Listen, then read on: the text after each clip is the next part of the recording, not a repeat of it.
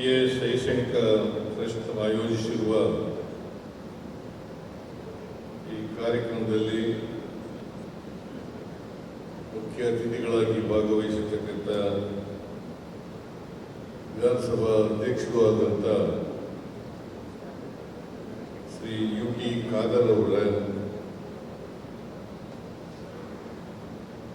ದಕ್ಷಿಣ ಕನ್ನಡ ಜಿಲ್ಲೆಯ ಉಸ್ತುವಾರಿ ಸಚಿವರು, ಆರೋಗ್ಯ ಸಚಿವರು ಆದಂಥ ಶ್ರೀ ದಿನೇಶ್ ಗುಂಡೂರಾವ್ ಅವರ, ವಸತಿ ಸಚಿವರಾದಂಥ ಶ್ರೀ ಜಮೀರ್ ಅಹಮದ್ ಖಾನ್ ಅವರ, ರಾಜಕೀಯ ಕಾರ್ಯದರ್ಶಿಗಳಾದಂಥ ಶ್ರೀ ನಸೀರ್ ಅಹಮದ್ ಅವರ, ಶಾಸಕರಾದಂಥ ಅಶೋಕ್ ಕುಮಾರ್ ರೈ ಅವರ, ಮೇಲ್ಮನೆಯ ಸದಸ್ಯರಾದಂಥ ಮಂಜುನಾಥ್ ಭಂಡಾರಿ ಅವರ, PA ಶೈಕ್ಷಣಿಕ ಸಂಸ್ಥೆಯ ವ್ಯವಸ್ಥಾಪಕ ಟ್ರಸ್ಟಿಗಳಾದಂಥ ಶ್ರೀ ಅಬ್ದುಲ್ಲಾ ಇಬ್ರಾಹಿಂ ಅವರ,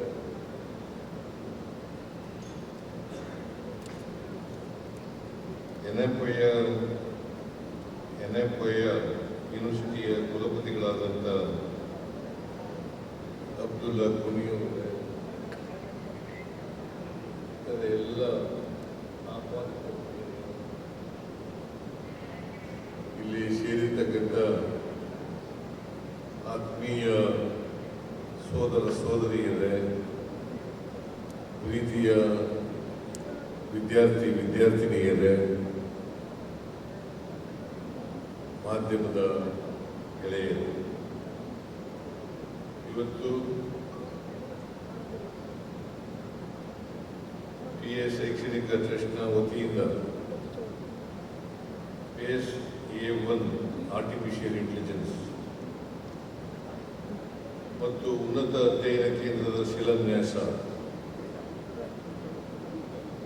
PACE ಟೈಡ್ ಪಾರ್ಕ್ ಮತ್ತು PACE ಸ್ಪೋರ್ಟ್ಸ್ ಅರೇನಾ ಇದರ ಶಿಲಾನ್ಯಾಸ ಹಾಗೂ PACE ಕೇರ್ಸ್ ಸಮುದಾಯ ಸೇವಾ ಯೋಜನೆಗಳ ಉದ್ಘಾಟನಾ ಕಾರ್ಯಕ್ರಮವನ್ನು ಅತ್ಯಂತ ಸಂತೋಷದಿಂದ ನೆರವೇರಿಸಿದ್ದೇನೆ ಅಂತಕ್ಕಂಥ ಮಾತುಗಳನ್ನು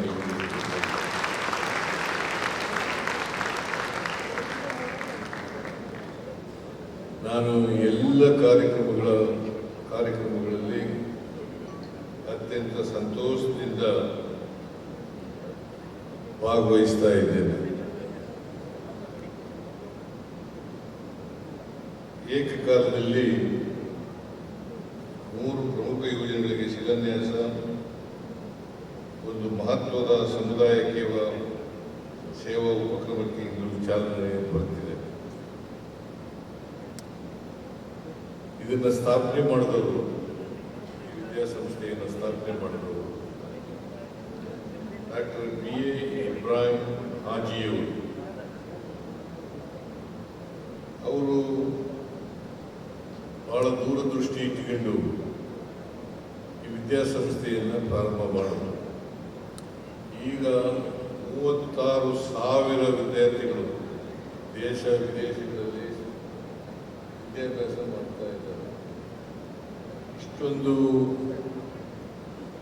ದೊಡ್ಡ ಪ್ರಮಾಣದಲ್ಲಿ ವಿದ್ಯೆಯಿಂದ ಕೊಡ್ತಕ್ಕಂಥ ವಿದ್ಯಾಸಂಸ್ಥೆ ಇದು ಅಂತಕ್ಕಂಥ ಮಾತುಗಳನ್ನು ಈ ಸಂದರ್ಭದಲ್ಲಿ ಹೇಳಲಿಕ್ಕೆ ಬಯಸ್ತಾ ಇದ್ದೀನಿ.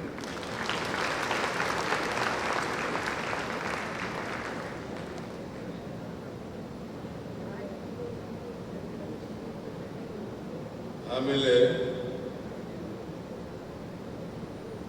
ಈ ವಿದ್ಯಾಸಂಸ್ಥೆಯಲ್ಲಿ ಒಳ್ಳೆ ಕಲೀಲಿಕ್ಕೆ ಒಳ್ಳೆ ವಾತಾವರಣವನ್ನು ನಿರ್ಮಾಣ ಮಾಡಿದ್ದಾರೆ. ಇದು ಬಹಳ ಸಂತೋಷ. ವಿದ್ಯೆಯನ್ನು ಎಲ್ಲರೂ ಕಲಿಬೇಕು. ನಾವು ವಿದ್ಯಾವಂತರಾದ್ಮೇಲೆ ಸಮಾಜಕ್ಕೆ ನಾವು ಏನು ಕೊಡುಗೆಯನ್ನು ಕೊಡಬೇಕು ಅದನ್ನು ಕೊಡ್ತಕ್ಕಂಥ ಕೆಲಸವನ್ನು ಮಾಡಬೇಕು. ನಮ್ಗೆ ಎಂಥ ವಿದ್ಯೆ ಬೇಕಪ್ಪ ಈಗ ಅಂತಂದ್ರೆ, ಈಗ ಆರ್ಟಿಫಿಷಿಯಲ್ ಇಂಟೆಲಿಜೆನ್ಸು ಬಹಳ ಸಂತೋಷ. ಅದ್ರ ಜೊತೆಗೆ ವೈಚಾರಿಕ ಮತ್ತು ವೈಜ್ಞಾನಿಕ ಮನೋಭಾವ ಇರ್ತಕ್ಕಂಥ ವಿದ್ಯೆ ಕಲಿಬೇಕು.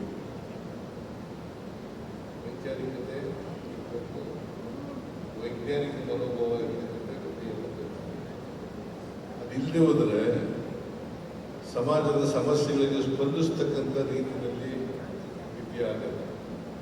ಬಹಳ ಜನ ವಿದ್ಯೆ ಕಲಿತವರು, ವಿದ್ಯಾವಂತರು,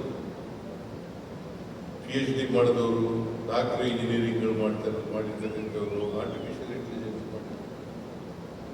ಅವರು ಮತ್ತೆ ಸಮಾಜ ಜೊತೆ ರಾಜಿ ಮಾಡಬೇಕು ಅಂತಂದಾದ್ರೆ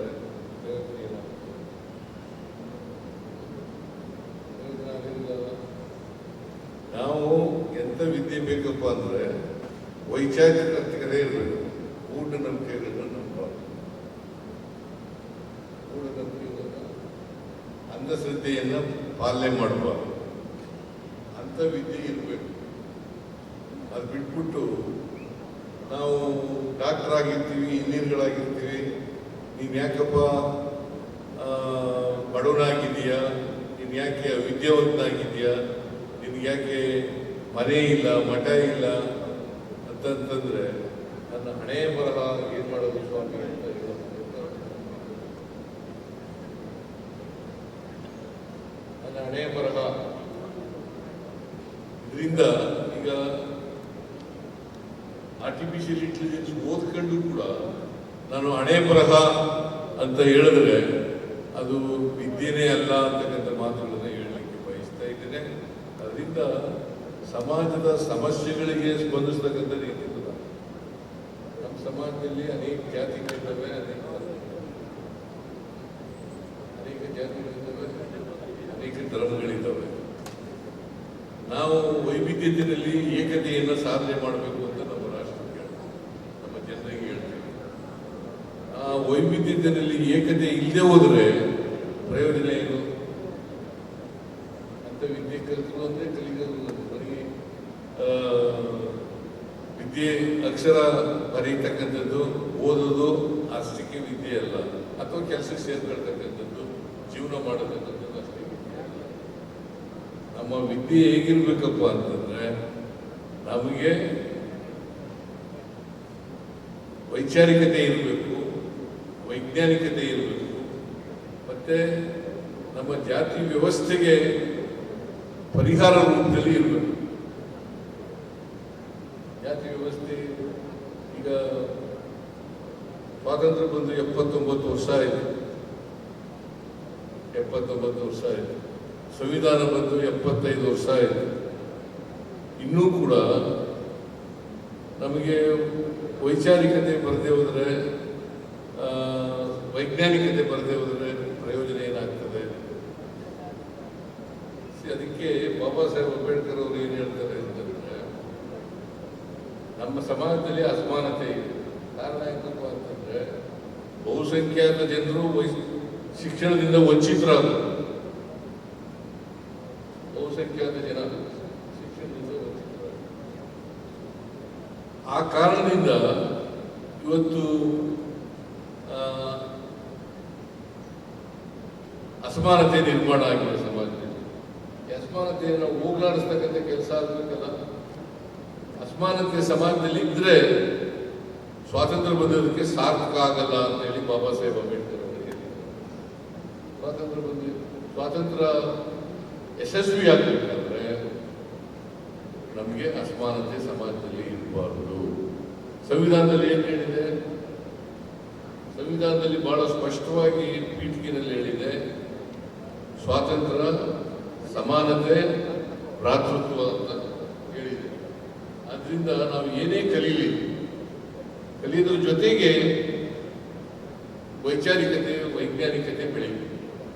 ಈ ಬೆಳೀತೆ ಹೋದರೆ ಪ್ರಯೋಜನ ಆಗೋದಿಲ್ಲ. ಮಾತುಗಳನ್ನ ಹೇಳಲಿಕ್ಕೆ ಬಯಸ್ತೇನೆ. ನೀವು ದೇಶ ವಿದೇಶಗಳಲ್ಲಿ ಎಲ್ಲರೂ ಕಲಿಸಿ ವಿದ್ಯೆಯನ್ನು, ನಮ್ಮ ದೇಶದಲ್ಲಾದ್ರೂ ಕಲಿಸಿ, ವಿದೇಶದಲ್ಲಾದ್ರೂ ಕಲಿಸಿ, ಎಲ್ಲರೂ ಕಲಿಸಿ. ಆದರೆ ಅವರು ಮಾನವನಾಗಿ ಬದುಕ್ತಕ್ಕಂಥ ವಿದ್ಯೆ ಆಗುತ್ತೆ.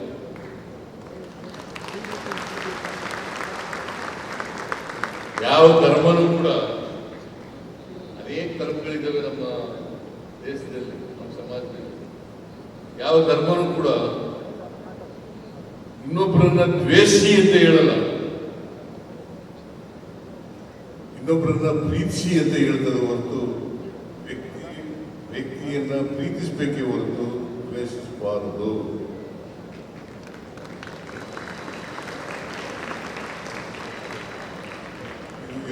ವಿದ್ಯಾರ್ಥಿಗಳಲ್ಲೂ ಕೂಡ ಈ ಮನೋಭಾವ ಬೆಳೆದರೆ ನಮ್ಮ ಸಮಾಜದಲ್ಲಿ ಅಸಮಾನತೆಯನ್ನು ತೊಲಗಿಸೋದು ಬಹಳ ಸುಲಭ ಆಗ್ತದೆ. ನಾವೆಲ್ಲರೂ ಕೂಡ ಮುಖ್ಯವಾಗಿ ಇದಕ್ಕೆ ಬಂದಾಗ ಮಾತ್ರ ಸಮಾಜ ನಿರ್ಮಾಣ ಆಗಲಿಕ್ಕೆ ಸಾಧ್ಯ. ಈ ಸಮಾಜ ನಿರ್ಮಾಣ ಮಾಡತಕ್ಕಂಥದ್ದು ನಮ್ಮ ಮುಂದೆ ಇರ್ತಕ್ಕಂಥ ಗುರಿ. ಈಗ ಬದುಕ ವಿದ್ಯೆ ಕಲಿಯೋದು ಅಷ್ಟೇ, ಅದು ಕಲೀಲಿ. ಆದರೆ ವೈಚಾರಿಕತೆ, ವೈಜ್ಞಾನಿಕತೆ ಅದನ್ನು ಕಲ್ತ್ಕೊಳ್ತಕ್ಕಂಥ ಕೆಲಸ ಆಗಬೇಕು. ಅದರಿಂದ ನಿಮ್ಮ BA ಶೈಕ್ಷಣಿಕ ಟ್ರಸ್ಟ್ ಇದೆಯಲ್ಲ, ಇದಕ್ಕೆ ಹೆಚ್ಚು ಒತ್ತು ಕೊಡ್ತಕ್ಕಂಥ ಕೆಲಸವನ್ನು ಮಾಡಿ ಅಂತಕ್ಕಂಥ ಮಾತುಗಳನ್ನು ಹೇಳಿ ಇವತ್ತು ಏನೇನು ಶಿಲಾನ್ಯಾಸಗಳನ್ನು ಮಾಡಿದ್ದೇವೆ, ಉದ್ಘಾಟನೆ ಮಾಡಿದ್ದೇವೆ, ಅವಕ್ಕೆಲ್ಲಕ್ಕೂ ಕೂಡ ಸಂತೋಷದಿಂದ ಉದ್ಘಾಟನೆ ಮತ್ತು ಉದ್ಘಾಟನೆ ಮತ್ತು ಶಂಕುಸ್ಥಾಪನೆಯನ್ನು ಮಾಡಿ ಈ ಸಂಸ್ಥೆ ಇನ್ನೂ ಎತ್ತರಕ್ಕೆ ಬೆಳೆಯಲಿ ಅಂತೇಳಿ ಆಶಿಸಿ